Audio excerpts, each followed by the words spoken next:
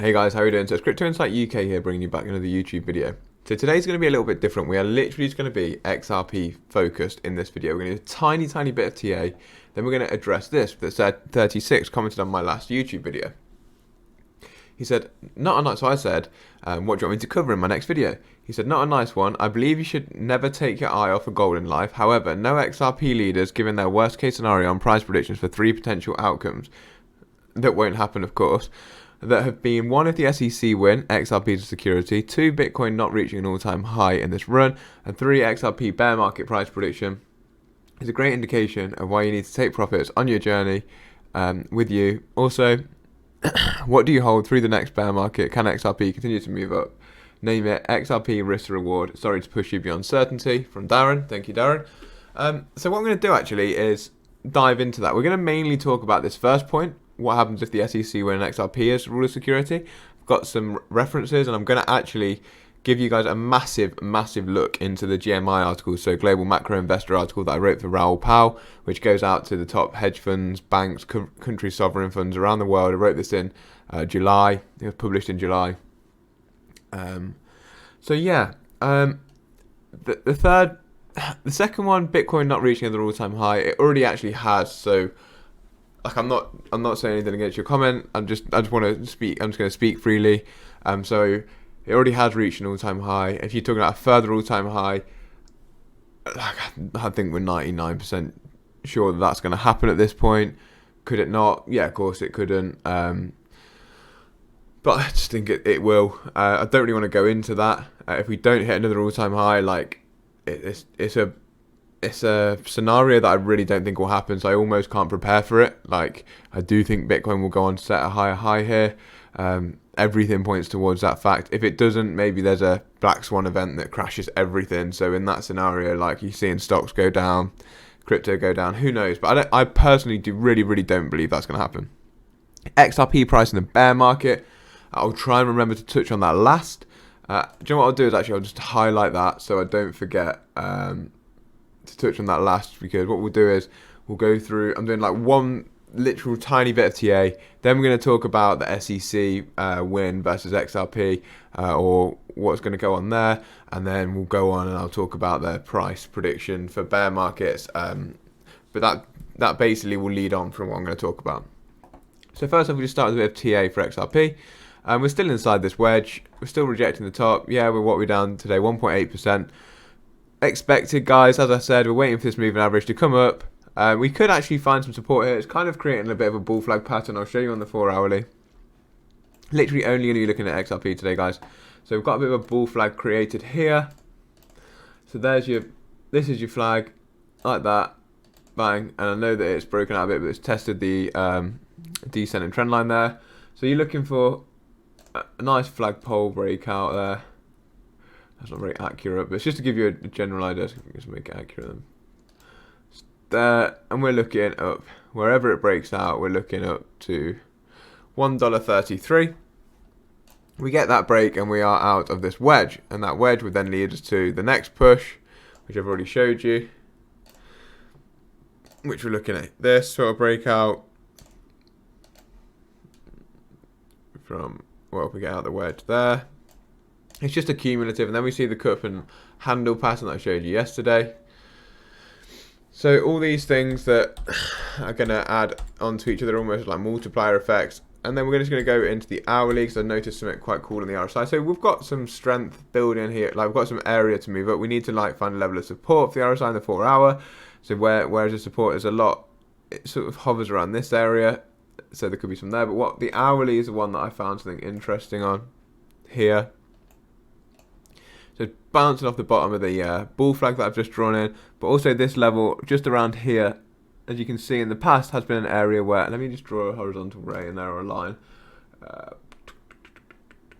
We'll go for a ray just so it's easier. Just go in and around here, boom. Okay, it's not a horizontal ray, I picked the wrong one, but that'll do.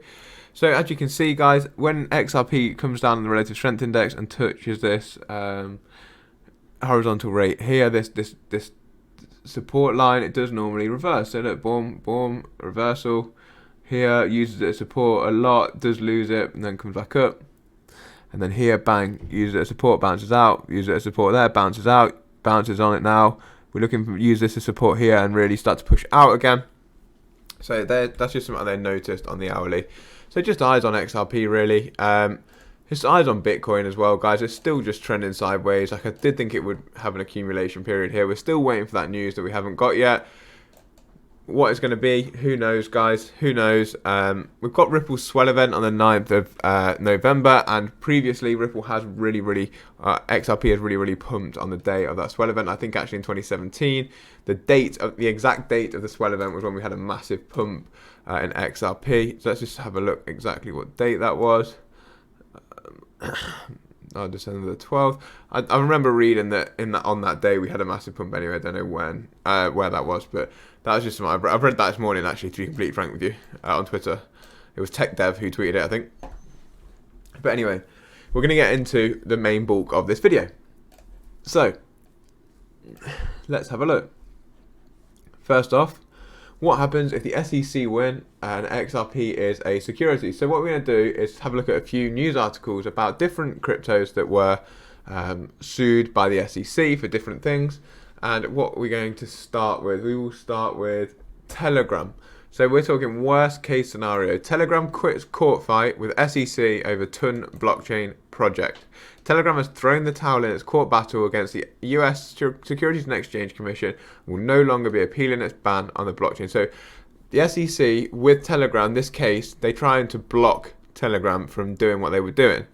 So this is very different to the Ripple XRP case, because with Ripple XRP, they aren't trying to block Ripple and XRP from doing what they're doing. All they're trying to do is basically give them a fine for raising money the way that they have, and saying that the XRP is a security of Ripple.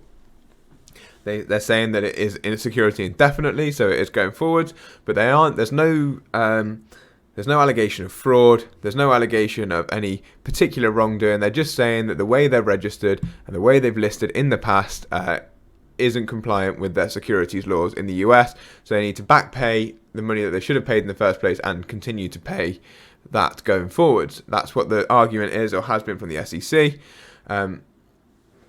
Let's have a look at what the exact figures are, because I've got them written down here somewhere.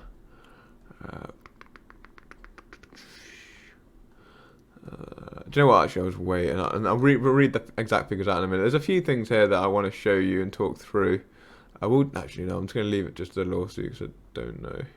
Here, we'll look at Ripple Partners, and then we'll look at the lawsuit to finish off. So this is the worst case scenario. We've got Telegram, who are basically saying, well, their option was, Gram investors have now been given two options: either give back 72% of their investment in Ton, according to previously agreed contract amendment, or loan the money to Telegram for 1 year with the promise of getting 110% back in April of 2021. Investors have only been given the first option. So basically, Telegram raised 1.7 billion in private token sale in 2018 to develop a blockchain named Telegram Open Network, or TON. The project was halted by the SEC for violating US securities laws in October, weeks before its scheduled launch. So this hadn't even launched, and the US and the Securities Exchange Commission were saying, look, this isn't right, you're doing this wrong. And Telegram were like, basically just said, okay, fair enough, we'll give the money back and not go forward with it. So that's very different to what's going on with the Ripple case. And then now we're going to look into a different case. Actually, yeah, we're looking into Kin next. So Kin, New York court rules Kin's 100 million ICO an unregistered security. A judge had ruled in favour of the SEC in the lawsuit's most recent stage. This is actually in October 2020, so it's not that long ago. So what you got to remember, guys, is there's not loads and loads of research into this from the past. The SEC are saying they're like a 100% win rate and 95% settlement from their lawsuits, which happen within their discovery phase. So let's just talk about what's happening here. The outcome favours the SEC and could lead Kin to settle with the regulator when the case concludes. However, Kin plans to continue to fight the lawsuit. So basically, the judge rules against the Kin token, and the determination says, though today's ruling favours the SEC, it does not conclusively determine whether the company will need to settle, pay a fine, or admit to wrongdoing. Kin founder Ted Livingston says that Kin is considered an appeal is considering an appeal while the company's legal team says the ruling raises more questions than it answers. A final outcome is yet to come. So, in this case, Kin actually lose the lawsuit. The actual Kin token itself, I think it changes its name. Let me just quickly... it does change its name, but I can't remember. Kick Interactive Kin token. Yeah, excuse me. It was called Kick before, or Kin before, and it changed to the other. And basically, it still actually surged 300 to 400% after this SEC lawsuit had finished. And one thing that I really want to point out here is, yes, the SEC did win this suit, but as it says, it raises more questions than it answers. So basically, the Kin token are a lot smaller company than Ripple are.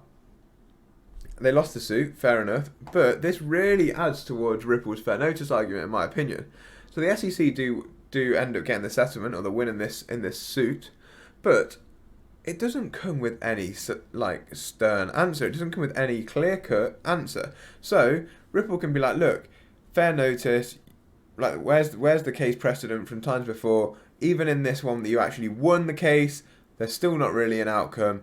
They just basically, the judge basically said, yeah, they've got to pay some fine, but there's still no outcome about whether they've done anything really wrong, because there's nothing conclusive to say they need to settle, pay a fine, or admit to wrongdoing. And then this is the one for me, okay? So EOS price reacts positively to SEC's charge on parent company. Is the worst over? So EOS, a massive cryptocurrency token. I'll show you the most interesting part about this. Block 1 published a press release regarding the firm that the SEC charged them for the sale of an ERC20 token, which must have been registered security. However, ERC20 tokens were burnt and EOS tokens shifted to EOS IO blockchain platform. EOS still trades now in the cryptocurrency world. I think it's a top 100 crypto still. It again had a 300 to 400% rise after, I talk about this in GMI, after the lawsuit had settled or finished. And this is the most interesting part for me, is they were getting fined for the sale of 900 million EOS tokens, and I think that the fine was like however many. It was like they raised about $4 billion during the sale from June 2017 till June 18. The SEC levied a fine of 24 million. So they raised $4 billion, and they eventually got fined 24 million. They accepted this fine without admitting or denying the agency's finding. So this is exactly what the SEC was looking for when it came to Ripple, and they thought that Ripple would do the same sort of thing. The fine was only 1.8 billion. In this case, the fine should have been 4 billion, and they settled for 24 million. It's crazy. It's crazy. It's so hard to see. Look, we'll read this. Look, the price reaction to the news has been positive for EOS. The investor in the blockchain platform have been apprehensive of the SEC for a long time. The firm has been let off with a small fine, and no regulations on the current status of the cryptocurrency has been passed. The community sees this as a win. So this is the difference between what Ripple are trying to do and XRP than to what EOS are doing. EOS settled because they don't want the SEC breathing down their neck. You can completely understand it. They paid 24 million of a $4 billion potential fine, and what they've then done is basically nothing. Like, the SEC have done nothing. What they've done just slap them on the wrist, taking a little bit of a payment, and just moving on to the next one. This is why the SEC are so savage, going around regulated by enforcement, bullying cryptocurrencies is essentially what they're doing. So there's no regulations on the current status of the cryptocurrency. So what's the point? What's the point in fining them? Basically, you fine them to say, yeah, you've raised as an unregistered security.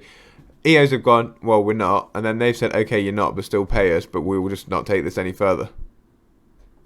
It's ridiculous. It's actually ridiculous. I don't understand it at all. So basically, yeah, that's what happened with EOS.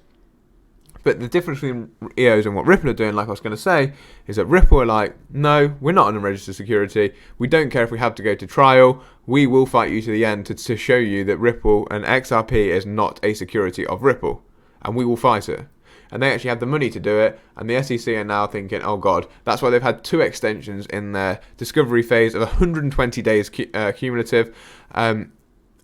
As a prosecutor, they've asked for a 120-day extension to find evidence against the people they're prosecuting when they've had 8 years to build a case. This SEC suit is a madness, I'm telling you now.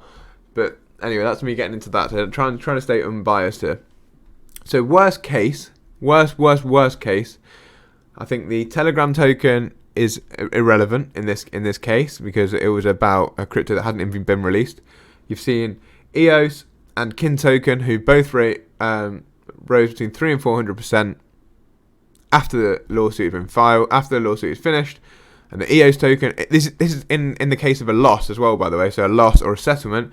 In this loss, they had a $24 million fine of a $4 billion case. I don't even want to do the percentages on that because I can't do that on the top of my head, but I think it's like 0.24% or 2.4%. I think it's 0.24%, to be completely honest with you.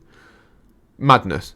So what's Ripple's fine? 1.8 billion, 0.24% of that is what, like $10 million? But I don't think Ripple want to pay it. I don't think they do. So we'll see. I do think there'll be a lawsuit. I think all of this points towards lack of fair notice of Ripple. Ripple have been submitting their information into the SEC for the whole time that this case has been on. And even the 8 years prior.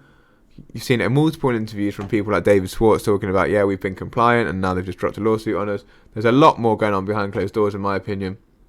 But let's get into GMI and what I talked about there. So what do we want to look at first in here? I know you guys can pause this if you want to see what I've actually written here. So I might just go from here, actually. Because it's quite good information for XRP holders anyway. So I'm going to talk about, first, why is XRP hated in the crypto space? Firstly, it poses a threat to Bitcoin for being used as an actual currency for the reasons discussed above. Also, early crypto adopters are a mixture of tech geeks and libertarians who want to take control of their own finances without a body ruling over it, so decentralization. XRP, in nature, opposes this as it works directly with central parties such as banks and also gains extra value from the company Ripple and their efforts. Hence the lawsuit, the securities accusation, we'll get to this later. So this is exactly what I'm talking about here. So it gains extra value from, this is my article by the way, I wrote this. It gains extra value from Ripple. This is the point I'm trying to make. It gains extra value from Ripple, but it doesn't rely on Ripple. A common misconception is that XRP is centralized and that Ripple can create as many XRP as they like. This is in fact untrue. XRP is actually a deflationary asset that burns the transaction fee that I showed above, 0. And there's 5 zeros, 1 XRP to deter attacks on the network, such as a DDoS, as well as a few other reasons. Another argument for centralization is because Ripple, as a company, and their executives hold or own a large amount of XRP, including that in escrow. I personally argue this is a positive when it comes to being an investment, as you not only have retail doing their thing with XRP, and like all cryptos do, but you also have established company trying to generate profits, and a way to do this is by increasing the value of XRP. So what I'm saying here is that not only does it trade on the exchanges and is used for transactions between retail investors, you also have a company who are really using it in their business model, own a lot of the asset, and are really trying to push for. They're really using it as the final leg in their personal armory for increasing cross-border payment and facilitating low-cost settlements with their business. They own a lot of the asset itself, so it's in their best interest to incentivize people to use it, but it doesn't mean that it's a security of their company. It's like, I don't know, if you're a glass manufacturer and you make loads of glasses, it's in your best interest to make people want to use glasses, but it doesn't mean that if you use one of the glasses that they make, that you are buying a part of their company or a security in their company or a stock of their company. You're not. You're just using the asset that they've created or they're using. That's not a great example, but I hope that helps a little bit. So XRP runs on a consensus mechanism opposed to Bitcoin's proof of work. Within this mechanism, Ripple the company only runs 7% of the nodes, so XRP could and would run just the same without Ripple as a company. This can be compared to the biggest mining pool of Bitcoin, which is around 40%. And because of this, I would argue that XRP is in fact more decentralized than Bitcoin. But Bitcoin maximalists, people in the cryptocurrency who believe that Bitcoin is the only crypto that should exist, just don't want to admit this. The graphic below shows the speed and scalability. Do I need to talk about this? Yeah, go on then. As I mentioned earlier, developers also understand the amount of energy proof of work tokens need to run both transactions and mine. There's another reason for creating XRP the way they have. This is proof of consensus mechanism, and all XRP being pre-mined and released from escrow. The graphic overleaf illustrates more about the environmental side of things. So that's this graphic. I think I mean above. I don't know if I mean overleaf, but it is what it is. Maybe that's a spelling error. So this is talking about how the speed and transactions. So this is just showing. Or maybe a reason why the SEC went after XRP in the first place. Do we need to talk about this? We talk about why banks would want to use XRP. Their partners, so we've got Accenture, Bank of England. I've talked about these all before, and different Bank of France, esports teams, FedNow, Rosie Rios now part of the team, CBDCs, private ledgers, World Economic Forum.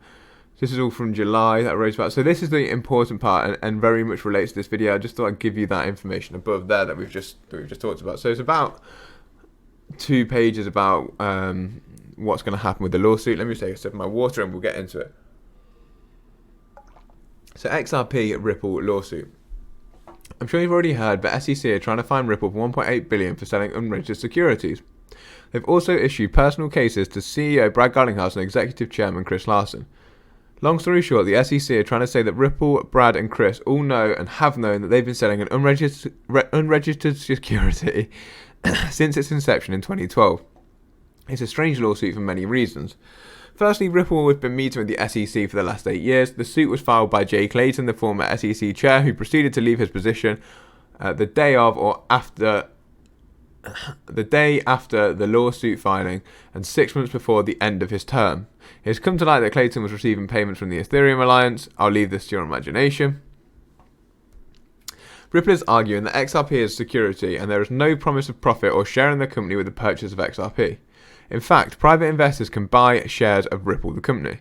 As well as this, XRP has been declared a currency in the UK, Japan and Singapore. By the way, Singapore is the cryptocurrency hub of the world, who are the most far forward with their legislation. I'll actually argue the UK are pretty far forward too now. In fact, all countries they do business in outside of the US don't see it as a security. And all other members of the US legal system apart from the SEC also follow this. I don't know if I talk about that further below, but we've got the Treasury, FinCEN, and even there's one other company that I can't think of off the top of my head, company or leg of the government that basically agreed through a lawsuit that XRP was the currency back in like 2015. I think it was FinCEN. The SEC have filed and won other lawsuits against cryptocurrencies who ICO'd initial coin offering like an IPO. Normally when a crypto ICOs, they're trying to raise funds to develop their network or ledger, the network they run on. So the argument is that you're buying a part of the company / more than just a coin, part of the network it runs on. Hence, it may therefore be deemed a security. However, this wasn't the same with Ripple. In fact, OpenCoin created XRP and gifted it to Ripple with a ledger already created. So it's a strange case for this reason too. Vitalik Buterin, he's the creator of Ethereum, or co-founder, openly admitted they ICO'd at inception, but the SEC declared ETH not a security. Conflict of interest with Jay Clayton, ? Not proven, but SEC holders have created a 10,000 signature petition to get the SEC to investigate. And actually now, that 10,000 people is now 60 or 70,000 people who were trying to intervene with the case, or they have amici status of the court. So they're friends of the court and they're trying to provide their information to the court about what they think. This was a completely different thing. It was like a petition, but Gary Gensler never even read it. So we're in the discovery phase of the lawsuit, and the judge has granted Ripple access to all documents with the SEC that contain information about Bitcoin, Ethereum, and XRP regarding their security status. The SEC are refusing to turn over these documents, and they're still not turning them over. Now, it's been to the in-camera review, if you remember. So this is all the way from July, and they've only just gone to in-camera review. Now, the third time of asking, the judge has stated she may put monetary sanctions on the SEC if they don't produce the documents. It's possible, but unlikely the judge could dismiss the case at this point. The SEC has requested for extensions for the production of these documents on the third time of asking. This seems to be a recurring theme throughout the lawsuit so far, as Ripple's argument of the lack of fair notice is their strongest for the dismissal of the case currently. Lack of fair notice basically means that Ripple didn't get ample warning from the SEC that they were doing something wrong before the lawsuit was filed. If this part of the case gets a summary judgment, it will happen in August, and if Ripple wins this, the case will be dismissed. But as we know, since then, the SEC has had 2 extensions on the discovery phase, so now the discovery phase will finish on the 14th of January. This would in turn mean the SEC would really struggle to go after any other crypto with lawsuits, as they would be able to refer back to this case as case precedent. This is the other cryptos to get them out of future issues. The SEC has yesterday sent a letter to the judge explaining the damages this could put on the SEC and basically put them out of business. Speculation has it that settlement is imminent. Well, that didn't age well. So now I talk about 3 different outcomes. This is probably the last part of this video. Then we'll go and talk about price action. So the 3 outcomes are: 1. A settlement is suggested to be the best outcome for both parties as it currently stands. I still believe this is true. It would allow the SEC to continue with regulation by enforcement going forward, and would obviously mean that Ripple is no longer under the stress and financial restrictions of a lawsuit with the US government. What would a settlement do for the XRP price? This is a bit of an article that I took from the Daily Hodl. Basically, I'm just going to paraphrase it. It's where Jeremy Hogan talks about that there's a few different things that could happen. So a settlement could, Ripple could have a penalty and could contain terms where the limitations of the sales, the escrow, and if that happened, there could be a supply shock where companies then buy up XRP off exchanges, and it could really catapult the price of XRP, basically is what that says.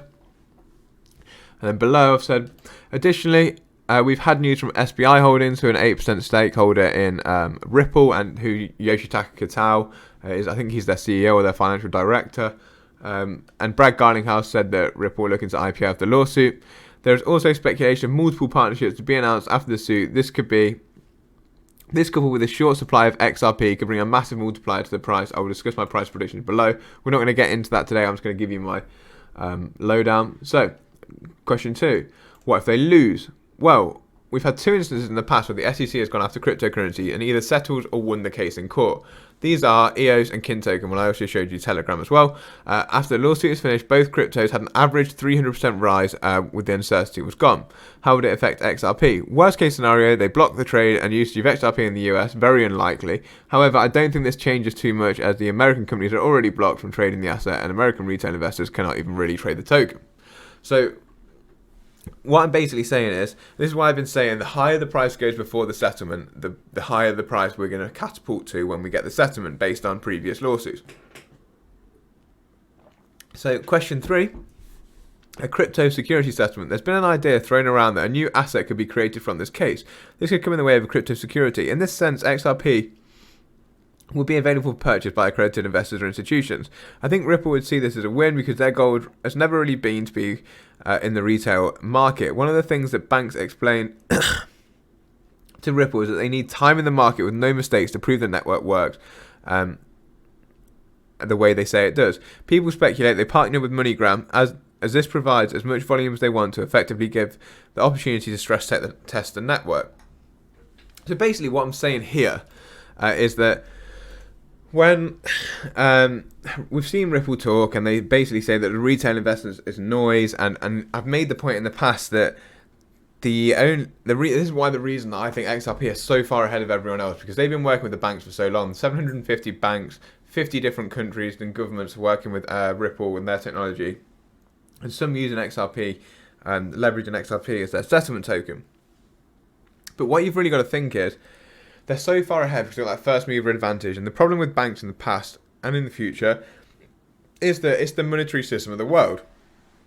They've got to be 110% sure that a system works, is more effective, more efficient, saves them money before they can go onto that network. So what the speculation has been, especially with things like MoneyGram, and we've seen it with their ODL product, we've seen it on different interviews, basically that they had to do these things to test the network, show there was never any mistakes, and then that way they could roll it out through the banks and show the banks that, look, nothing's going to go wrong if you do come onto our system. So that's basically everything from this at the minute. So we're going to look at quickly, just talk about price predictions. SEC win. So we've talked about that now. So it's all dependent on where XRP is price-wise before the lawsuit is over, depending on where I think that will catapult the price. I think we'll see at least a 300% gain off the back of that. I think we can get to higher than all-time highs before we see a settlement anyway, depending on when a settlement comes out. What I could see at the minute, my speculation is, we see a rally into the swell event for Ripple. Maybe we see up towards all-time highs, and then we see a settlement in January or February, and or maybe December, and we really push the price up towards $10 to $15. If we see other things happening there, we see more ODL corridors come out, we could honestly see a pump past that. We're going to see some FOMO. If exchanges run out of liquidity, we could see extra pushes. We could honestly see anywhere between $10 to $20 to $30 this bull run. That's my opinion. Then XRP price in the bear market. Well, that's a very hard question to answer, because if we see $20 to $30, if Bitcoin goes at 250k, we see $20 to $30 XRP. I think the bear market brings us back down to what, $3 to $6. If we see $10 XRP, Bitcoin just tops out 100,000. Maybe the bear market brings us back down to $1. It's almost impossible to answer this question until we get towards the end of this. I can give you a better answer within the next few months, is what I'm trying to say.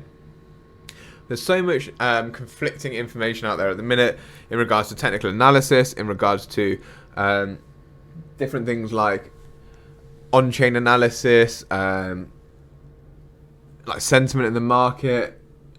There's someone who, let me just find this person.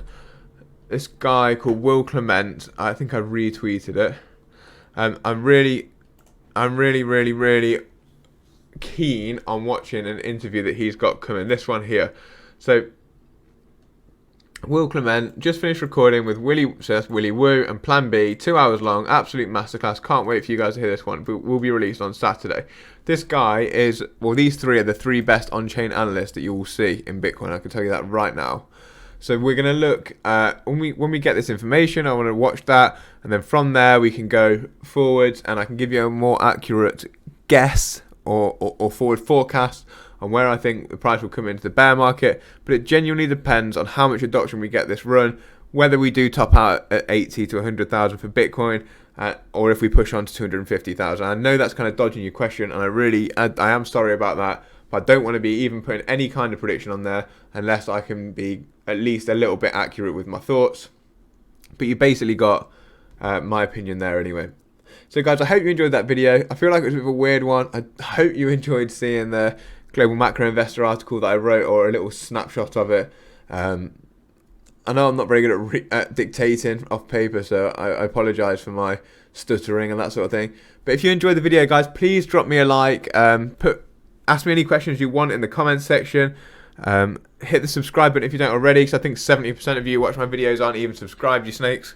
Yeah, but if you enjoyed it, please share it with a friend. I hope this provides some insight to you, and